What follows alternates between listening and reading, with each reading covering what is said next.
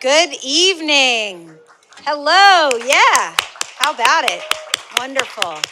Good to see everyone. I'm Lida Debin. I'm the executive director here at the Center for Fiction. Welcome, welcome, welcome. Who is here for the first time tonight? May I see a little show of hands? Fantastic, fantastic. Come back. If you don't know, the Center for Fiction is a 200-year-old cultural arts nonprofit, and our mission is to encourage people to read and value fiction and to support and celebrate its creation and enjoyment. So we invest in the future of stories, and we encourage more people of all ages and histories to read and write. So we do that by hosting public events like this one, running reading groups, writing workshops, and all kinds of other programs that welcome a wide community to experience the joy of story. We offer immersive reading experiences to children through our Kids Read program, and we support early career writers through our First Novel Prize, Emerging Writers Fellowship, and now this series. So, learn more about what we do here and come back and see us. You can also support our work, creating this home for readers and writers. Become a member so that you are tuned in to all of our activities. So tonight is a special night.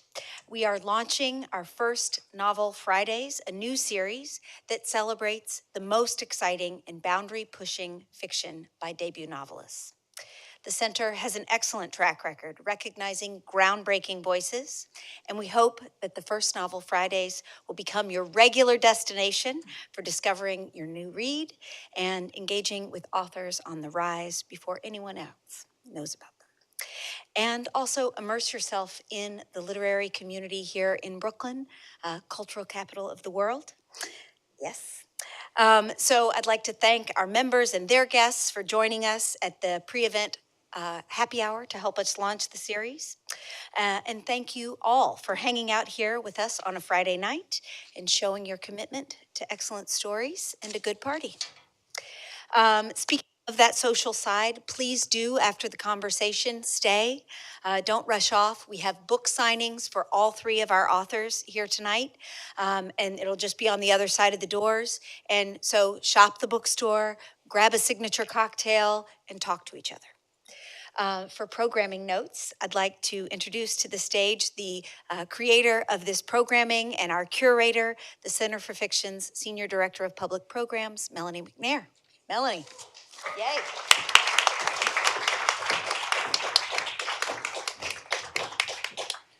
Thank you, Lida, and thanks all of you for being here to launch this. I'm about to introduce tonight is a major milestone in what is often a long, long road.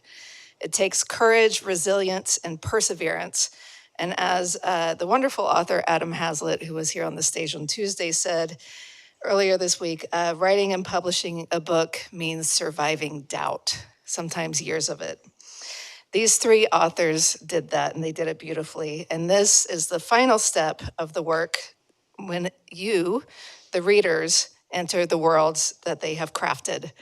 Tonight, I'm thrilled to introduce Zeeva Bukai, born in Israel and raised in New York City, one of the Center for Fiction's former Emerging Writing Fellows, with her novel, The Anatomy of Exiles. Alejandro Heredia, a queer Afro-Dominican writer from the Bronx, with his novel Loca. And Beena Kamlani, prize-winning fiction writer who spent many years being of service to other novelists as an editor, with her novel, The English Problem. All three writers shine a light on the paradoxes, hypocrisies, violence, and absurdities implicit in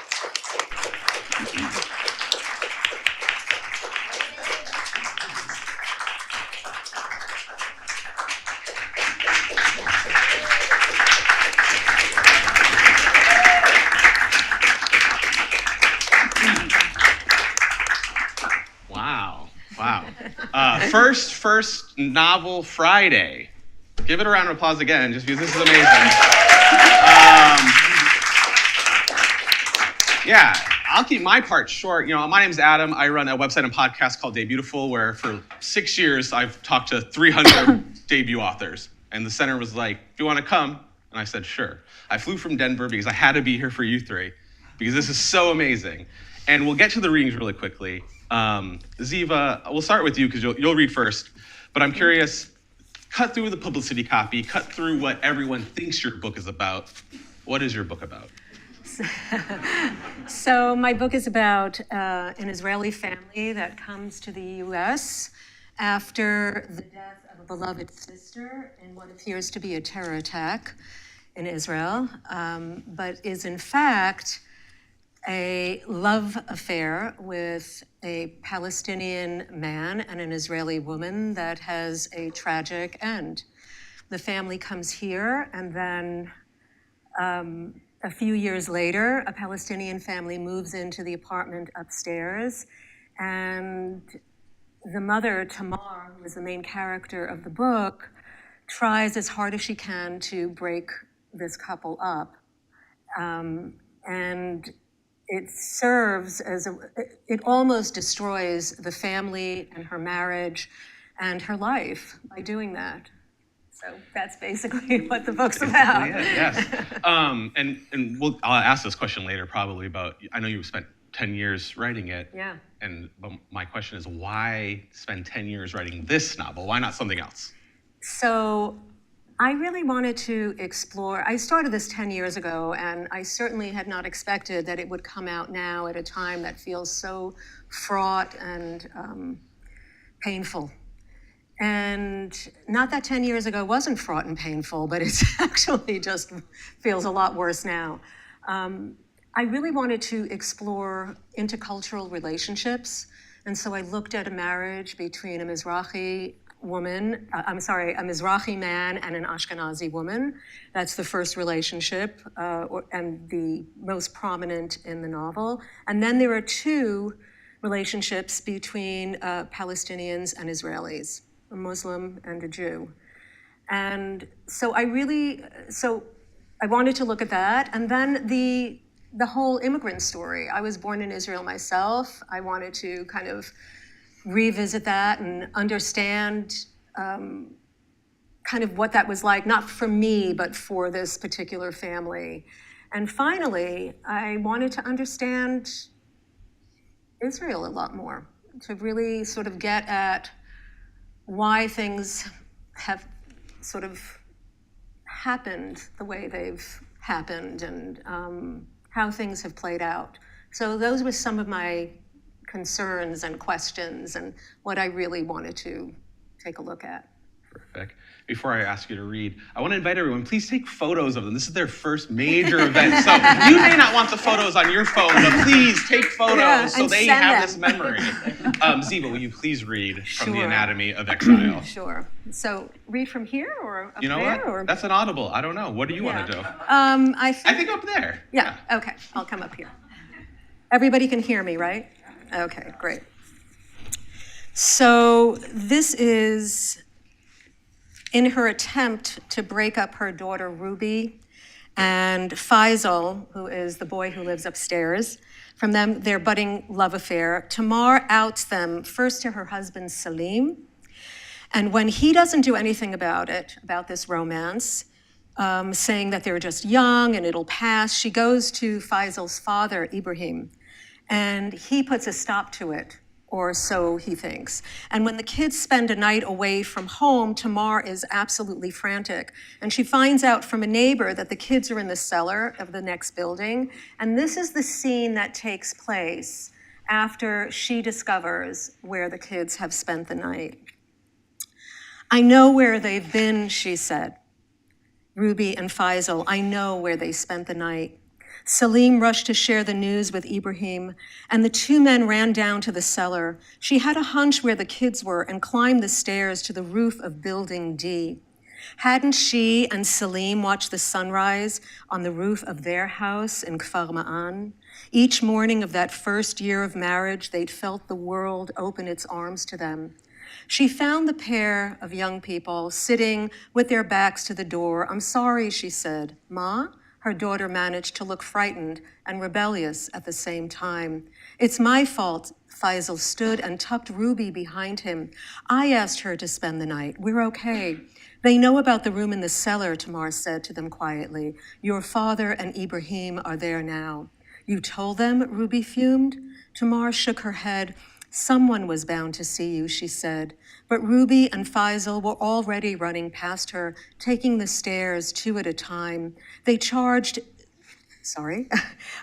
they charged down into the cellar. Tamar was close behind them. The Japanese screen crashed to the floor. "Stop," Ruby shouted. Faisal wrapped an arm around her. "It's no use. They're not going to listen. They can't even hear you." He was right. Ibrahim and Salim were ripping the sheets and pillows off the bed. They flung the mattresses against the wall. It caught on the stool, sending the lamp crashing to the floor. The alarm clock rang. Ibrahim brought his foot down upon it. The ringing stopped, and the 2 men, grunting with exertion, worked together to flip the sofa onto its side. The only thing left upright was the desk. "No, Baba. Please don't," Ruby cried. The men hesitated and then mangled and tore the drawings. They overturned the desk and the chair, the brass wheels spinning maniacally. "Enough," Tamar said. "Bas," she shouted in Arabic.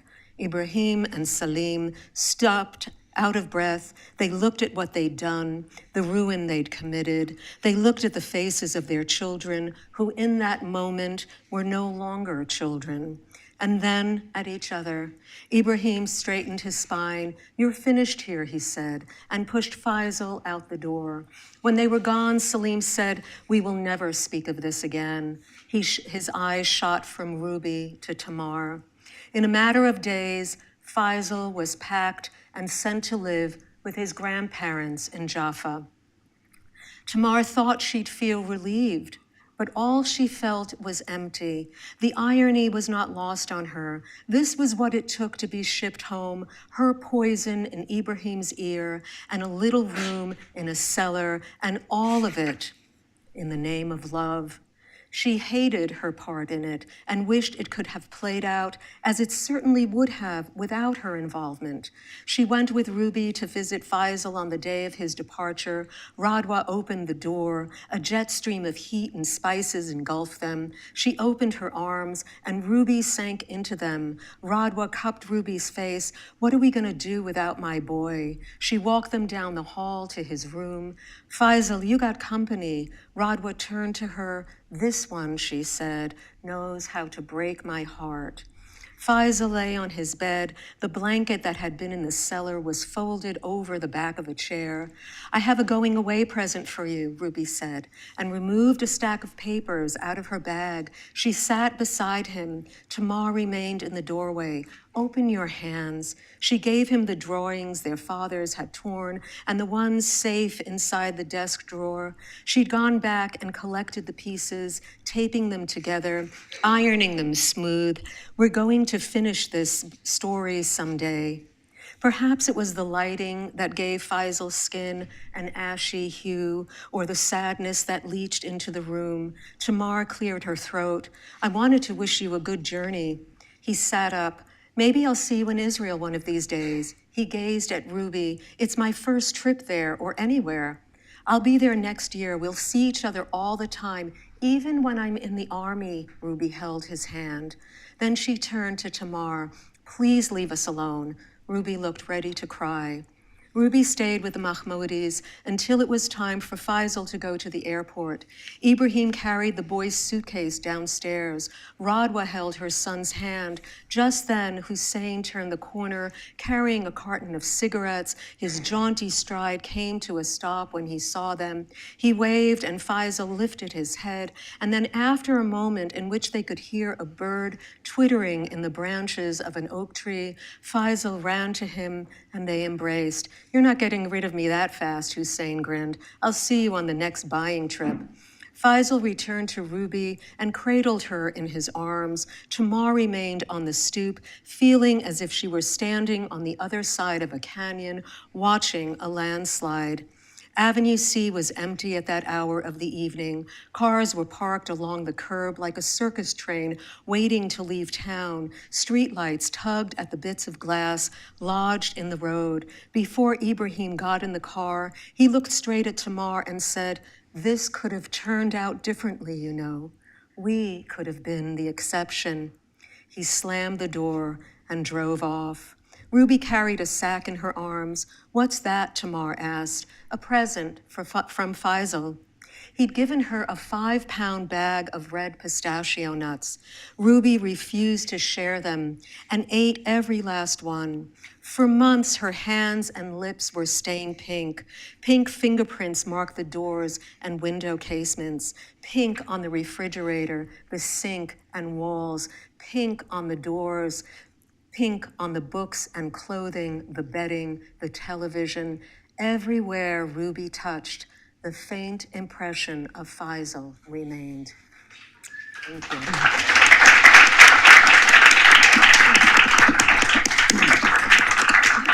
Thank you.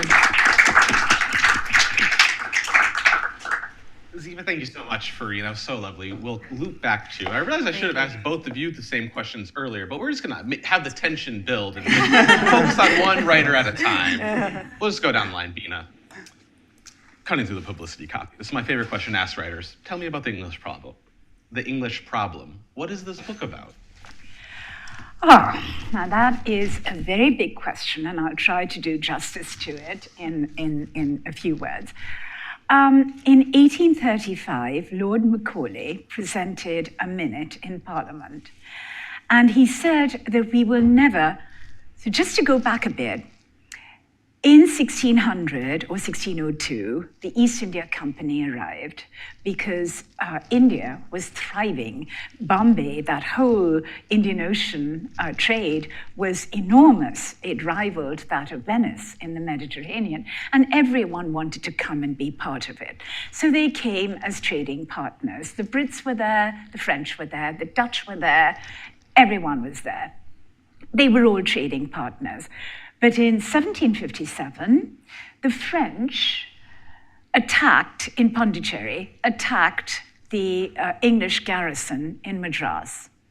And that was the beginning of the end, because when the English vanquished the French, they knew they had to start administering, ruling, subjugating these people. In 1835, when Macaulay said the only way we're going to be able to do it is to actually convince them that everything that they believe, they read, they think, they worship is actually rubbish. And we have to inculcate an elite class that will teach them English mores, the English way, the language. They will begin to think like us. They will begin to want to be like us. And so that is exactly what happened. That elite class came into being, and we all became English. So that, in a way, is what I wanted to look at. What are the repercussions of that? When you are English, but you're really not. When you know more about the reunification of Germany under Bismarck than you do about what's happening in your own backyard. When you haven't read the Mahabharata, but you can quote from the Odyssey. What is going on here? So that tension to me was so interesting to explore. How do you combine all these different parts of you? So that is the English problem. Yes. And the story itself, do you want me to talk about that now or later? Yeah, briefly, please tell us what's the quick pitch? So in 2015, I was watching, so I knew about an uncle of mine who had been handpicked by Gandhi, and had convinced my grandfather to let him go to England, become a barrister, train at the Inns of Court, come back, become one of the young leaders of a newly independent India. Now, I knew that much, that was fact. He left, he went to England, and against all the odds, he qualified as a barrister at the Inns of Court. He practiced at the bar for a while, and then God knows what happened. So vague, nobody knew whether he had died and had a nervous breakdown. God alone knows what. So he had effectively been erased from our family history. And that bothered me. So, how did such an accomplished man, he actually succeeded against all the odds, and why is he being thought of as a failure? So that was something I wanted to get to the bottom of. And that inspired, the real thing that inspired the English problem was seeing a British Pathé clip where Gandhi is coming off the SS Rajputana, his brass bowls of goat milk clinging and clanking behind him. He comes down, and the British journalists are basically mocking him, this man in a loincloth, how is he going to survive here in this cold? But he gets off, and then at the back there was a shadow, and it flashed across the screen, and I thought that might be Atma, my dad's brother. That might be him. Whether it was him or not, it haunted me. It absolutely haunted me, and that became the urgency to tell the story. Terrific, terrific. Well, Beena, please read for us from The English Patient Problem. I keep calling it The English Patient, which is a wildly good movie, but it's not as good as this book. It was. Please read from The English Problem. Okay. So this particular theme tells you what people are up against when they're trying to absorb another system, and not only absorb it, but become so good at it that they don't stick out for their flaws. And he's in class, he's just, had a lecture, and Shiv had left the Middle Temple library to clear his head. Shall I go up there? And it's up to you. This is the first Friday novel event. We're doing whatever we want. We're setting the tone for years to come. I don't want to disturb the protocol here.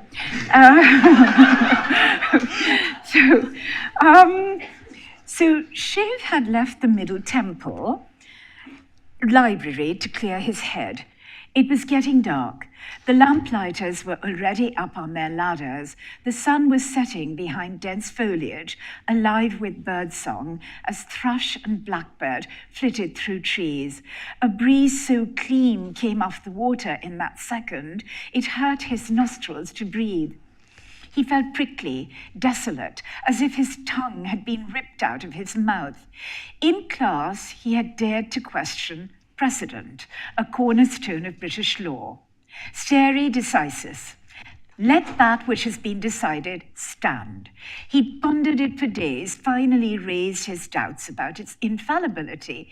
People change, mores change. What was held true 20 years ago may not be true of us today. The world is getting larger, more global, he said. Rubbish, utter rubbish, shouted a senior bencher who happened to be in the classroom that day. You go by what has been done before. This is our time-honored way. Shiv had recoiled in horror as he realized the senior bencher had been present to hear him challenge this sacrosanct rule of precedent. Sorry, sir, just for the purposes of debate, senior benchers were like minor gods in the Inns of Court. They were members of the governing body, elected to serve by the council. They had served long as King's Counsel. No one took on senior benchers for the purpose of debate. That's a spurious debate based on a preposterous presumption. Your lot will never understand the basic tenets we operate by. You were selected to be here, the senior bencher barked out the words, practically foaming at the mouth, by the good graces of our administrators in the colonies. You're all heathens, novices at our table. The insults were meant to convey outrage, transgression.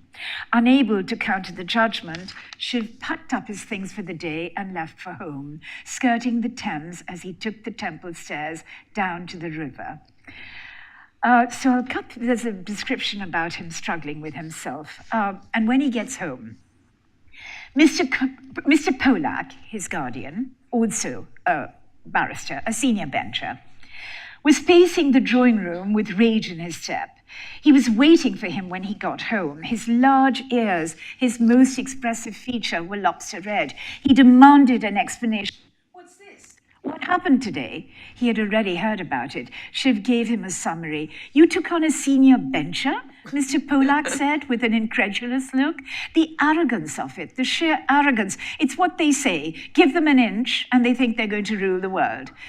Sir, no, don't sir me. Do you realize what you've done? You've just added another hurdle to your struggle for success. You've shown your teeth, and he will fight you, mark my words. He's got you over a barrel now, a troublemaker, a firebrand, a detested species in the world of law. Foolish, foolish, foolish. It was just you're a learner, a pupil. What the devil did you think you were doing, questioning a cornerstone of British law? It's an outrage.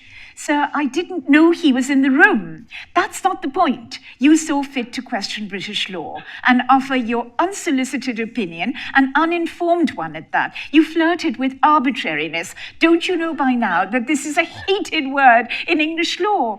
Our practice is based on constancy, on reverence for older decisions. We remain objective that way. Theatrical as always when he needed to make a point. Mr. Polak scowled at Shiv, his fury thick and genuine. Shiv saw his concern through the stage gesture. He looked down at the carpet, swallowing his own disappointment. I'm sorry, sir, for having caused you grief. Rest assured, it won't happen again. Mr. Polak softened a little. This is very thin ice you are skating on, my boy.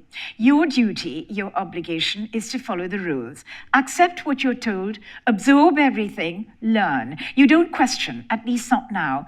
But one learns through discussion. What good is my intelligence to me if I can never use it?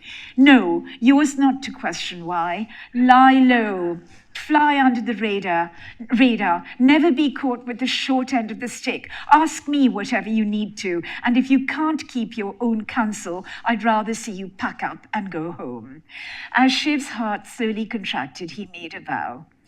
He would bite off his tongue. He would stamp out the fire within himself. He would reap the rewards of silence. He would be a silent sheep, a follower. He would never question their cornerstones again. He would not try to stand out with his intelligence, and he would, by God, earn his stripes. His country would not be led by beggars with tin cups in their hands, but by Olympians who had mastered the game. Good, Mr. Polak leaned forward, pressed the fingers of both hands together, and looked intently at Shiv. Do you know what savoir-faire is, Shiv?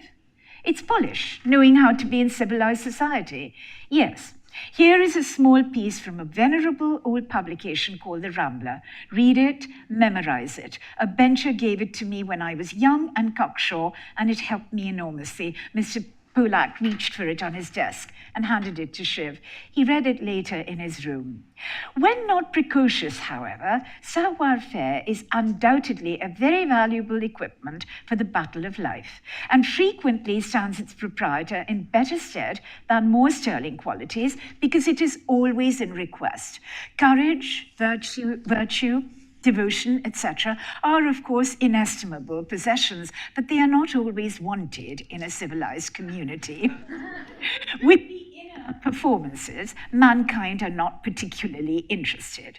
But no day, no hour passes without you being called upon to show that you know your world and your duties towards it, that you recognize the necessity of refraining from treading on your neighbor's corns and afflicting his ribs with your elbows, and of accommodating yourself pleasantly to the circumstances wherein you are placed, remembering that you will probably have to live among men and women for the term of your natural life. It was a small requirement, wasn't it? Know your world so you don't step on anyone's toes, so you pass by unobserved. The inner performances, high drama, not life. Life was being a neutral shade of carpet, which neither delighted the senses nor stimulated passion. And if it felt like digging a little mound in the earth and lying in it for a short while, surely he could satisfy it. Anyone could do it. Lie low. Be a rug.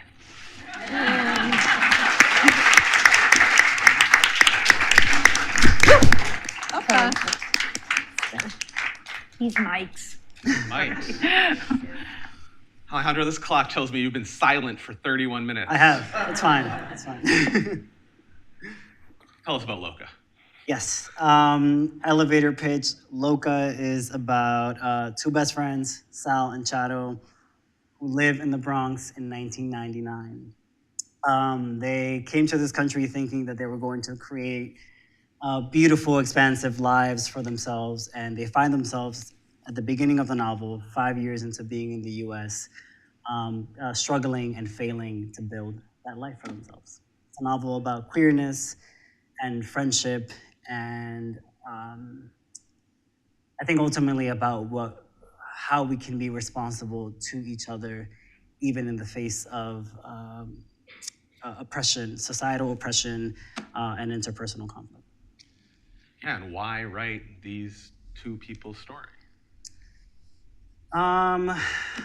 In 2018, the end of 2018, my cousin, who was really my brother because we were raised together, died by suicide. And when he died, it really created an urgency within me to try to capture with language the world from which we came from. Baseball games in Santo Domingo, queer desire, all of the dreams that we had about. We used to talk a lot about Sex in the City and how and how we would one day be mostly Samantha for some reason. For some reason. Yeah, you do it that way, you will. But there were all these dreams and desires that some of which came true and many of which didn't. And so I really wanted to capture with language the vernacular, the dreams, the hopes, etc. Well, please read for us from Loca. Thank you. Yeah.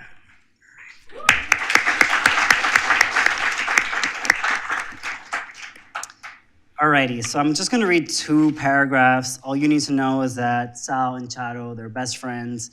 At the beginning of the novel, they're going out dancing. And this is sort of what they're seeing as they're walking through New York. It's 1999. Everyone is existential. Sal knows he's not the only one. Everyone thinks about the senselessness of time, the black of space, microwaves, the man acquitted for the hot fluid on the dress, orgies, intoxicating pop music, the blue or the red pill sitting in the quiet of an open palm. The whole world waits in anticipation for the new millennium, but the future is already here, in this 2-block strip filled with queer people from every walk of life. Sal and Charo pass a drag queen carrying a bag of dildos for her next show. They slow down by a group of daddies crowding outside of a bar, cackling and eyeing the occasional twink. They skip ahead of a solemn group masked in leather, discussing the fall of democracy and I wish that was not so timely. Discussing the fall of democracy and the plight of the proletariat. One of them shoots Sal a compliment as they walk through the glaze of time. Despite how hesitant he was a few hours ago, he's taken over by the excitement of this street, where everything is subversion, an undoing of the norm, a leap. Once they're inside, they squeeze their way through the haze of bodies to order something sweet at the bar. Bachata blasts from the speakers. All around them, people dance and sweat and yell above the music. When they both have drinks in hand, Sal grabs Charo and pulls her to dance. They ease into it, slow and careful movements at first. But before they know it, they're dripping in sweat. He is with her. He is watching all around them. In this country, Sal has seldom seen 2 men dance bachata together so intimately and publicly at once. Maybe a few times when he arrived in New York and tried going out to bars, before he realized he couldn't be in these kinds of spaces for too long. A man's arm around another man, the 2 of them glued together, digs hard, hips moving to the rhythm of Anthony Santos' Heartbreak Over. Scattered on the dance floor are new and old lovers alike, holding each other as if only this night exists. Sal knows. He can feel it too. This is the closest they can be to their respective islands without hopping on a plane. The fastest they can feel in public holding another man. The safest they can feel with each other holding another man. He sees the sweetness in their smiles, the bitter wanting in their drunken eyes. This night will end. In an hour or 2, they'll scatter back to their lonely lives. But for now, this. What's the use of longing when when you have the dance floor.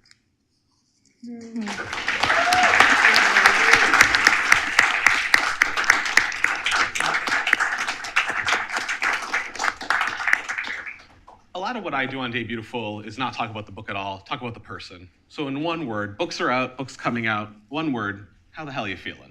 Alejandro.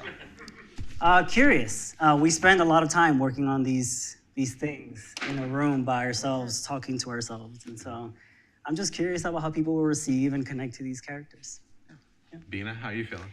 It's exactly the same thing. It's like building a bridge. You know, you're in your little world, often not having spoken to anyone for several days because you need the isolation to write. And so this is like throwing out your message to the world. And it's so wonderful to have people come back. You know, I think this is why one does it. It's building a bridge, you know? Yeah, I think it's a form of communication. Yeah. You know, you have a story to tell, and hopefully, I'm still mic'd. Sorry. I think the hope is that people get it, right? I mean, you're writing and living this particular story. For me, it was 10 years, a long period of time, and you have no idea how it's going to be received in the world. And hopefully you're pleasantly surprised, right? So yeah, I think it's all about communicating. It's all about building the bridge. It's all about seeing how people respond to what you have worked so long to do. And not to get too low, but I'm curious, writing's hard, right? You're by yourself for 7 days, clacking away. What were the moments for all of you that were low, and what made you keep going to get your first novel out here? Whoever wants to go first. Yeah. Okay. We're trying to remember the high days. Compare them to the low days. We're gonna get up there, but right now we're gonna stay real low. Yeah. What was the question again? Why keep going even at your lowest moments while writing? Obsession? No, really, I think that there were so many times over the years where I felt that all I wanted to do was stop, and I just thought, what a relief that would be. And then I just felt, I just couldn't. I really felt like I needed to tell this story. It felt important to me. And so you try to kind of step away from the doubt and keep that critic away, you know, that kind of critical head that's always looming, and just keep going. That's it. Persistence. It took me 10 years as well to write this novel, 10-Year Odyssey. Yeah. And for a long time, you were struggling. It's like being in the middle of an ocean and the waves are coming at you and you're pushing them away, you're struggling. And then at some point in the process, that stops miraculously. And it's as if the words rise up off the table and say, here. And the characters say, okay, you've uncovered us now. We got you to see us. Now you sit back and we're going to do it all, you know? And it does happen at some stage. I don't know how you get to that point. Did you find that? At some point, it became so much easier. Yeah? Yeah, I mean, I love revising. I do not like... Writing the first draft is really challenging, right? Because at least I don't outline, so I don't know where I'm going. I'm kind of just blindly trying to figure it out. Me too. So writing the first draft always feels like the most painful, and then the fun comes in revision because I get to play with language and get to move characters around, and it feels more like a puzzle, which is fun. Yeah. Upstairs, we were talking briefly before the event, and you mentioned, Alejandro, about like you feel like you're running out of time, or like you're in a rush to write. Yes. Unpack this. Unpack. Yes, that's called mental illness. No. I mean, I don't know. That's part of the truth. But I do think I am driven by obsession. I do this thing because I love it, because it is a thing that gives my life the most meaning. It structures my days, and I really need structure to my days. but it also comes from a deep urgency to sort of freeze in amber all the things that I want to freeze in amber before I go. I think about death all the time. And I'm just aware that we have finite time and we have to be intentional about it. Yeah. I brought that up with my therapist recently, and they're like, you should probably not think about death. But just like relax, yes, you know? Relax. And she's like, you must feel exhausted. I'm like, yeah, always exhausted. I feel like we all are always exhausted for one reason or another. Zeeva, while we were in the conversation, I'm just going to bring up the secret conversation we had upstairs all the time. You mentioned your favorite time to write, or a few times. But I'm curious, I think a lot of people, when I'm at like book events, always ask, like, tell me about your writing, or like the habits. Why? Tell us about your time. What is? So really I have a full-time job. So time is honestly whenever I have more than an hour to sit. But lately what I do is I write probably from about 9 or 10 o'clock until about midnight at least. And then I'm up until about 1, 2 sometimes. So I feel like a teenager half the time, right? That I'm up that late.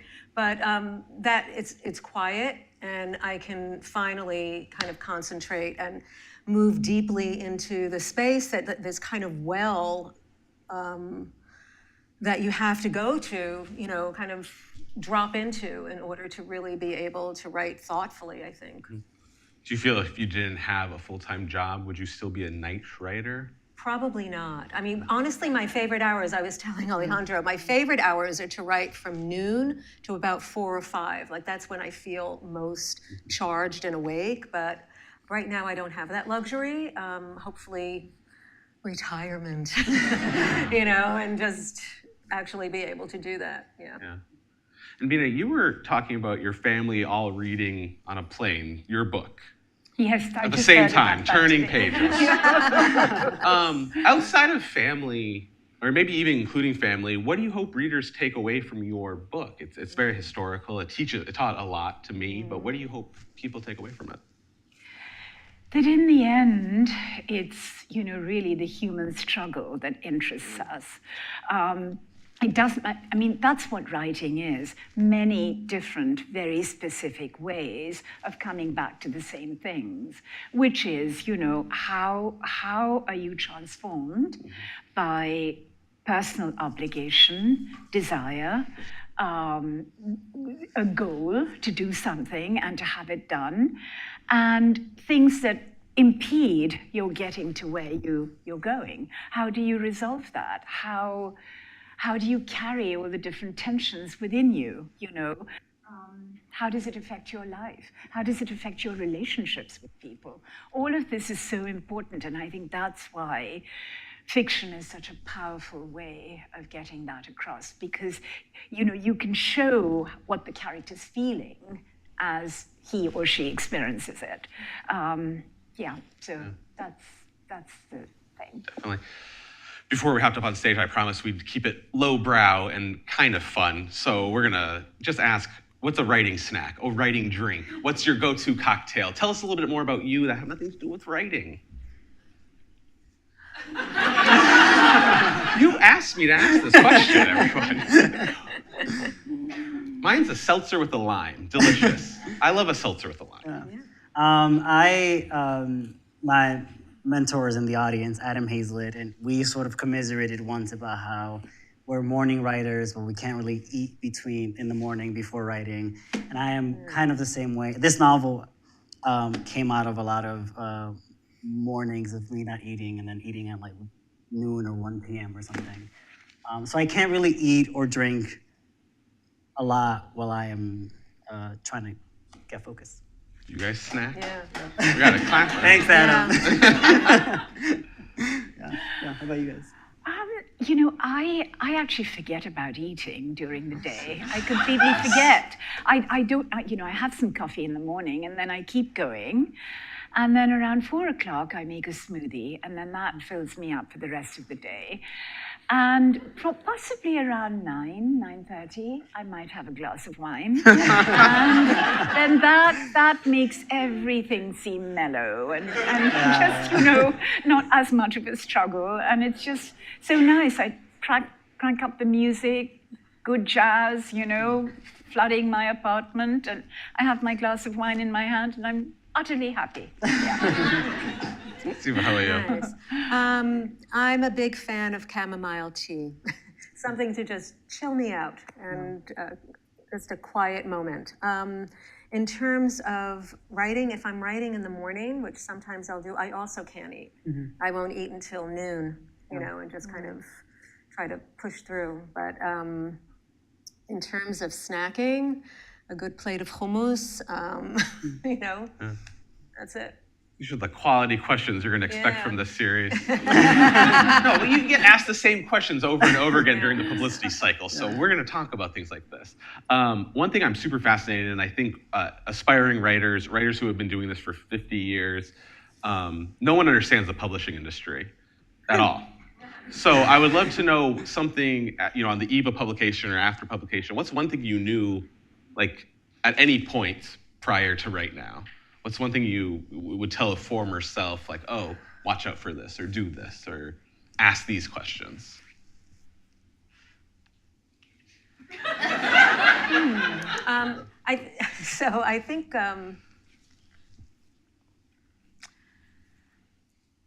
think I knew that,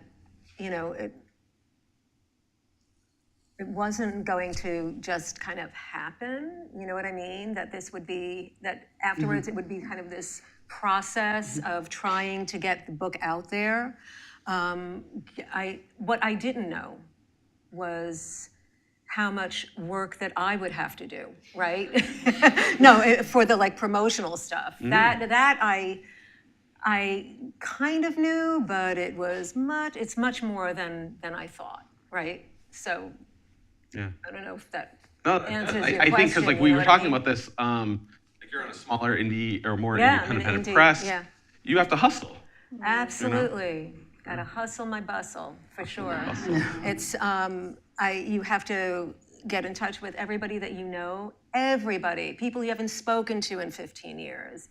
You have to reach out to them and say, hey, guess what? I've got a book, and try to get as much as you want. And what I have found is that people have been incredibly kind. I am so touched by people's kindness and willingness to amplify the book and the story. And I wanted to answer Beena's question about what I wanted people to come away with. Please. And that is a sense of hope, that it's possible, that we need hope in order to move forward, and an acknowledgement that that we each need to acknowledge that we have caused each other pain, that without that, we cannot move forward. And that's kind of what I want people to come away with. Yeah.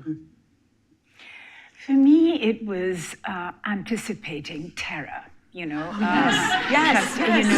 That's so much part of it.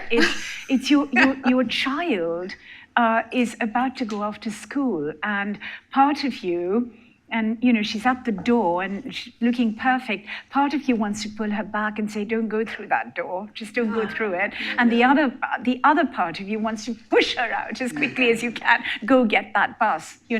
So I think that's something that's so hard to live with in these early days. I mean, I still feel it. I want everyone in the world to read it, and yet I don't. Yes. Absolutely. Weird feeling. Absolutely. Such an utterly weird feeling. It's so true. It's so true. Yeah. I would just add, I think I've learned that it's okay to be a diva. And by that, really, what I mean to say is that I think that writers, when you're putting out your debut writer, certainly this was my experience, the feeling is, oh my God, I'm so lucky to be here. But really, you are the talent, you are bringing the quality, you are bringing the thing that is being sold. And I think for a long time, I was sort of dancing around questions and not being direct about what I wanted and feeling like I didn't want to bother this person or that person. but your team is there to be of service to the book. And so, yeah, it's okay to be a diva sometimes. All the time. Yeah. I asked earlier about your low lows and why you pushed through. This is a celebration, first novel. What was your highest high once you realized my book's going to be out there? I'm going to be at the Center for Fiction's first novel Friday. Highest high. I think I'll start by just saying, and this sounds like maybe a lame answer, but I'm really proud that I wrote the novel that I wanted to write, and that it made it from sort of the 6 years ago when I started writing it to now, and it is a version of the novel that I'm really proud of. A book goes through many, many different hands. It goes through many, many different readers, and you get pulled in a lot of different directions. Some directions are really useful. Some directions are not as useful. But, I feel incredibly grateful to be here and to be able to share my work with the world. But really, I am in the business of language. And that is, if I can write a book that I'm really, really proud of, then that is the accomplishment. That is the end goal. And I've done that. I've written a book that I'm really proud of. So.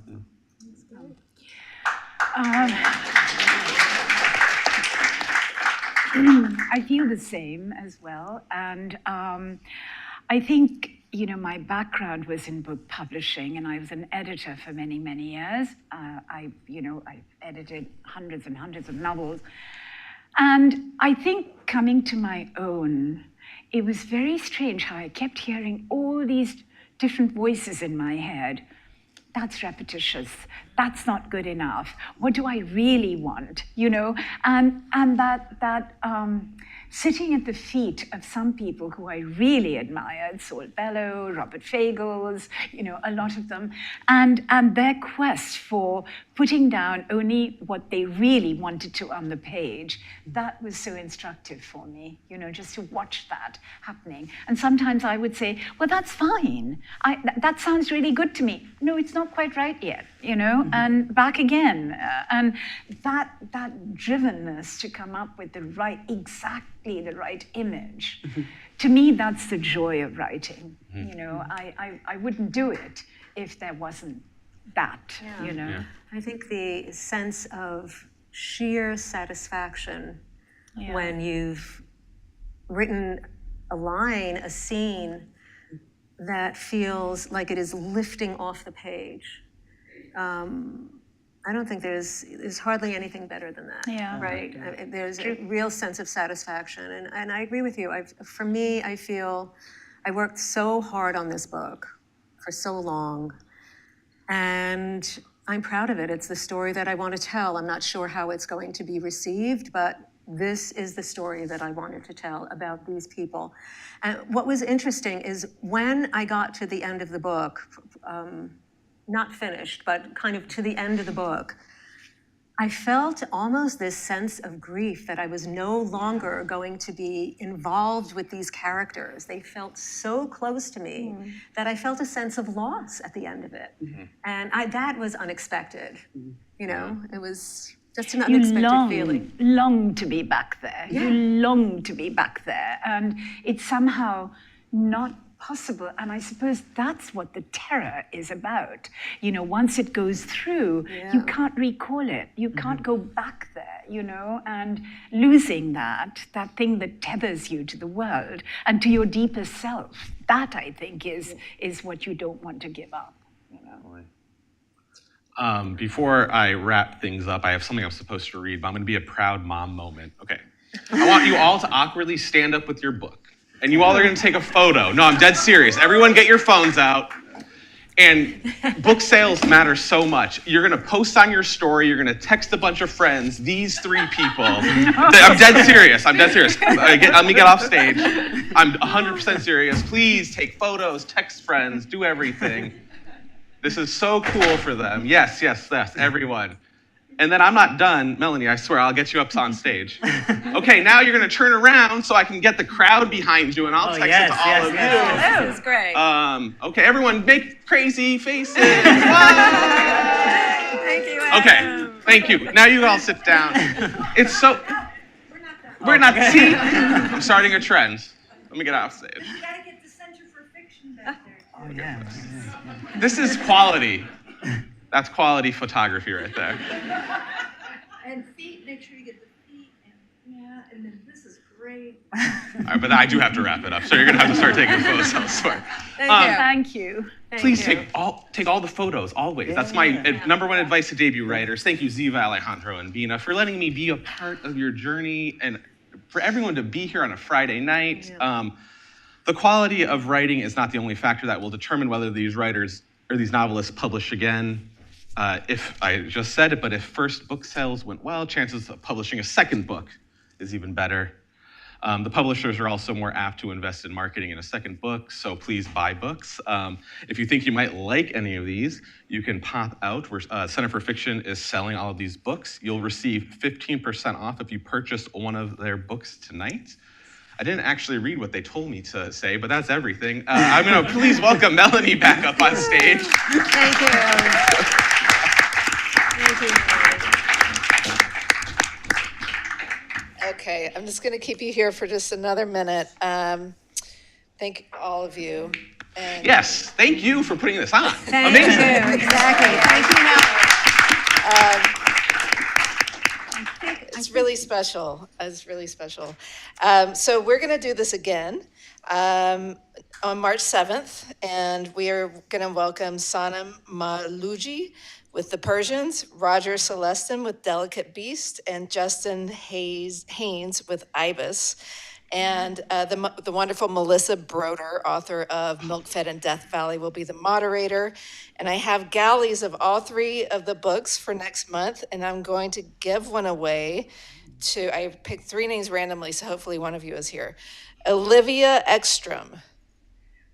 Okay, you get these. Free books. Yeah, that's awesome. All right, so as Adam said, the bookstore is open for purchases, the cafe is open for drinks. We're gonna set all three of these wonderful writers up so you can go talk to them, get your books personalized if you want, hang out and talk to each other. Thank you all so much for making this a very special first novel fair.